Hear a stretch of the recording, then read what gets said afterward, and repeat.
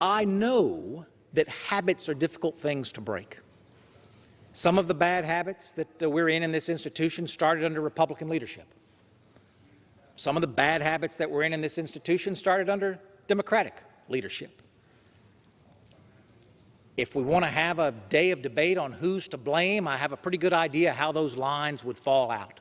I'm not interested in that day of debate. I'm interested in a day of debate not talking about who's to blame, but talking about how we're working together to fix it. Because I don't know if your constituency is anything like mine, but my constituency is starting to think we've given up on working together to fix it. When my constituency turns on Fox News or MSNBC, that's not what the talking head of the day is talking about. And the thing that keeps me up at night, Mr. Speaker, isn't all the things we're voting against. It's all the things we miss an opportunity to vote for. Those things that because we're here in community together today, we have an opportunity to fix. I've got one for you if you're interested. And if you haven't had a chance to take a look at it, it's the Adoptee Citizenship Act, Mr. Speaker. It's just crazy to me. The best part of this job, as my friend from California knows, is that really smart people spend time with us to make us smarter. The Adoptee Citizenship Act, it's H.R. 2731, is a bill that my Democratic colleague Adam Smith and I have offered together. When American families adopted children from overseas in the 1970s and 80s, those children didn't automatically get citizenship.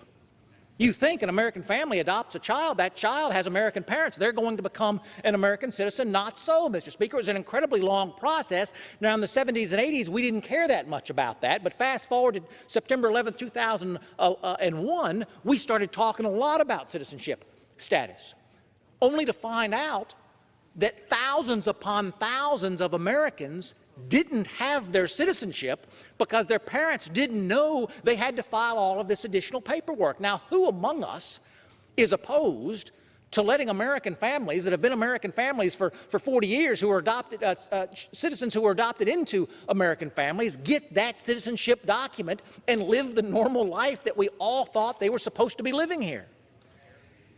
H.R. 2731. The list of things that we do collaboratively, cooperatively, that make differences for the American people is as long as any statement anyone's going to read on the floor of the House today. And it's not going to be what we celebrate this week. If we don't start spending more time on this floor, last vote today is at 2 o'clock. We're going to do amendment debate for the rest of the day. If we don't start spending more time on this floor celebrating those things that we're doing together, Mr. Speaker, we're going to lose the confidence of our constituency back home. I dare say for many families they've lost confidence in us already. I don't shy away from the serious fights we're going to have down here at all. At all. This is supposed to be a place where serious people come together and disagree about some ideas and sort it all out. What I take issue with is when we stop trying to sort it all out. And when we send the message back home that instead of succeeding on behalf of our bosses, we're actually just arguing amongst ourselves. It's not true.